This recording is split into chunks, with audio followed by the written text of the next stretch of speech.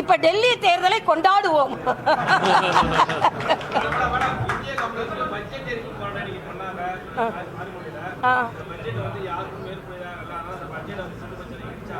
நான் கேட்கிறேன், 12 லட்சம் உச்சவரம்பு இருக்கின்ற மக்களில் 6 கோடி மக்கள் இதில் பலன் பெறுவார்கள் என்று கணக்கு சொல்கிறது.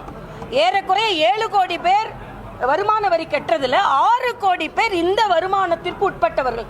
அப்ப அந்த 6 கோடி மக்களின் லாபத்தை அவர்கள் எரிக்கிறார்களா? பெண்களுக்கு நல்ல திட்டங்கள் கொடுக்கப்பட்டிருக்கிறது, அதை எரிக்கிறாங்களா? ஆக அவர்கள் எரிப்பது எல்லாம் அவர்கள் சுய கௌரவத்தை ஈகோவை தான் எரித்துக் கொள்ள வேண்டுமே தவிர பட்ஜெட் நல்ல பட்ஜெட் என்று சாமானியர்கள் கொண்டாடி கொண்டிருக்கிறார்கள். ஆனா கம்யூனிஸ்ட் கொண்டாட மாட்டாங்க. ஏன்னா கம்யூனிஸ்ட்கள் சாமானியர்களிடமிருந்து விடுபட்டு எவ்வளவு நாள் ஆயிடுச்சு, கார்ப்பரேட் கம்யூனிஸ்ட்களாக ஆகிவிட்டார்கள். அதனால் அவர்கள் காமன் மேனுக்கான பட்ஜெட்டை கொண்டாட மாட்டார்கள் என்பது எனது